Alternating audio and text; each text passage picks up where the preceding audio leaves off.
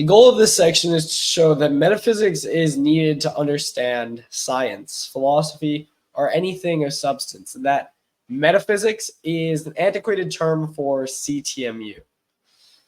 Gottfried Leibniz, the founder of calculus, a polymath, a philosopher, one of the greatest geniuses in history, and actually had much to say that have relevance to the CTMU, came up with this idea. He was obsessed with this throughout his working life, of the characteristica universalis, Latin for universal character, a calculus, a generalized form of mathematics that would take a metaphysical form. And he says, by virtue of this language, we would be able to reason in metaphysics and morals in the same way as now we reason in geometry and analysis. We would have a perfect form of mathematics that is applicable to the real world and applicable to philosophy. So just as like now, where if there are two accountants and they have a disagreement, they just say, let's calculate it.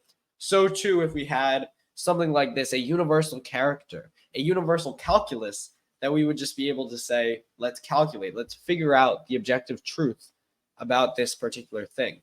And although Leibniz made important strides in mathematical logic during his lifetime, he never came upon this general framework. This was only achieved fairly recently through the CTMU by Christopher Langens, that this satisfies the criteria of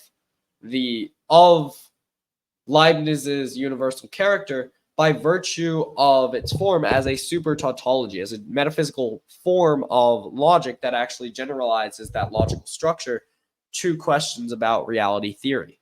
So the CTMU defines metaphysics as the identity of reality, meaning not only is reality itself metaphysical, but metaphysics itself is how reality defines itself intrinsically, with both perception and cognition needed to work. It goes beyond Kant, including noumena, things in themselves, that which is represented in a universal logic of the reality self-simulation. The CTMU is reality's structure, and any details or specificities and not generalities will actually be able to be deduced from within that framework. So this is why Christopher Langens says that the CTMU is not a brittle and undersized pot that will root bind and choke the growing knowledge of the world. It is fertile and well-aerated soil through which it can spread. Is that there will be this general framework, this general discipline that incorporates physics and philosophy and biology and all of these different subject matters, which are usually held apart from one another and mutually separated and segregated. The CTMU actually brings them into mutual contact. And the way it does this is through a discipline called mathematical metaphysics. This is the most general discipline because it extends over every single academic and scientific field as a meta language. Is that it is that which relates the general structure of truth to the pursuit of truth through science, through philosophy, and therefore all disciplines can be conceived through mathematical metaphysics, and we need to reformulate them inconsistent with this. So the future sub-languages of the CTMU, meaning the further specificity, the specific facts that we're going to find out about reality, are not through the CTMU per se, but through the CTMU's research program, mathematical metaphysics, the metaformalist program, or as it's elsewhere called. So the CTMU is basically a theory of metaphysics which is self-reifying because it's consistently creating the framework for more and more knowledge to be spread, and therefore reinforcing its original structure as the identity of reality and truth. So metaphysics basically means meta means the highest level. It is beyond something. It is self-explanatory, self-referential. And physics is the study of physical properties and relationships. So metaphysics is the self-referential structure of the physical universe that actually explains and embeds the physical universe as a limit of the metaphysical universe. So the science requires this logical framework, something that actually explains the structure and processing of reality, because physics itself is not sufficient to explain reality's structure. It requires a theory of everything, a TOE, a valid comprehensive theory of reality, because it relies on reality's structure and history to deduce certain facts. That science on its own is actually not self-explanatory.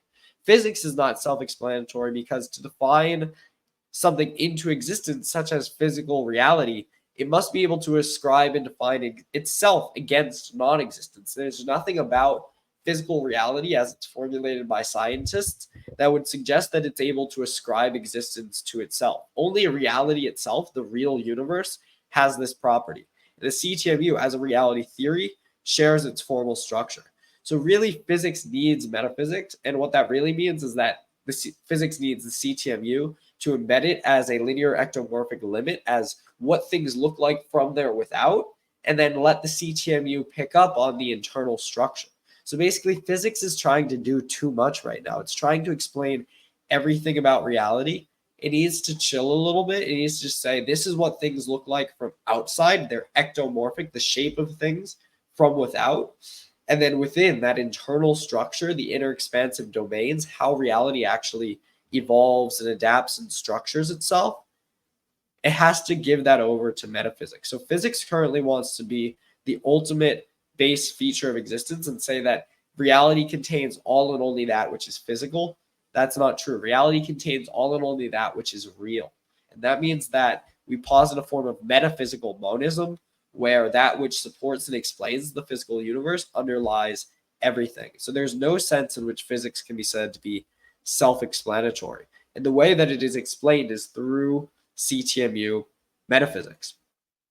One cannot just declare that a theory shares structure with its universe, but it has to be induced from the fact of the universe. Like the 3 C's, it has to be closed, consistent, and comprehensive. So any theory that doesn't satisfy those 3 criteria does not truthfully describe reality, because reality itself is closed, consistent, and comprehensive. So basically this creates, and you have to use that, you have to induce that from the 2 principles. Cogito ergo sum, to think is, I think therefore I am, and SAS percepi, to be is to be perceived. So technically, as a matter of logic, you have to embed the physical universe within something metaphysical, a meta language that includes physics, but only as a terminal limit. You can't say that physics is primary. So that's why metaphysics is necessary for reality theory, is that we must describe reality in such a way, Langen says, that it contains the codomain of this mapping, thereby establishing that reality has a metaphysical aspect. So this creates this means that any formal theory which truthfully describes the universe obviously shares formal structure with that universe. So this creates a language that describes a universe, which is called in the CTMU a meta-object domain. But even that meta-object domain can then be described by its own language, which then becomes a meta-language, and then you get to a meta-linguistic meta-object once you take this terminus all the way up. Once you get to the ultimate infinitary regress of languages, and that which is describing reality at the highest level, you actually incorporate that infinite regress as the self-reifying structure of reality. So reality is constantly updating its internal identity language in order to accommodate how the universe is changing metaphysically. So this creates a language that describes the universe, a meta language, and then a meta-linguistic meta-object that is a total combination of meta-linguistics and meta-objectivity, and thus a coupling of the linguistic and objective universe, allowing us to describe the universe as a self-dual n-ary structure, which is basically infinitary in the sense that it is arbitrarily high n value. So it's a self-dual n-ary structure, meaning that it has 2 or more elements at any given time. And that which is induced by this process is a metalinguistic meta-object that is capable of ascribing existence to itself and being described truthfully through mathematical metaphysics. So using the principles of the CTMU, we can create a universal calculus like Leibniz envisioned, and a discipline of mathematical metaphysics, a precise way of understanding all math, science, and more within a unified framework. So that means mathematical metaphysics is the field of study of the CTMU. If I were to say I'm studying the CTMU, it would be true to say I'm studying mathematical metaphysics. So this is why this is the more technically rigorous path that you can take in our academy, is because this is the real meat and bones of the CTMU, is the actual mathematical structure of existence and how reality ascribes existence to itself through metaphysics. And this general framework can help bring about connections between physics, biology, chemistry, philosophy, religion, and even human cognition, a true super language of everything in existence. So this distributes over all of these different object languages and brings human knowledge together within a unified whole. So nothing can be more exciting and beneficial for the human singularity and for humankind's intellectual evolution.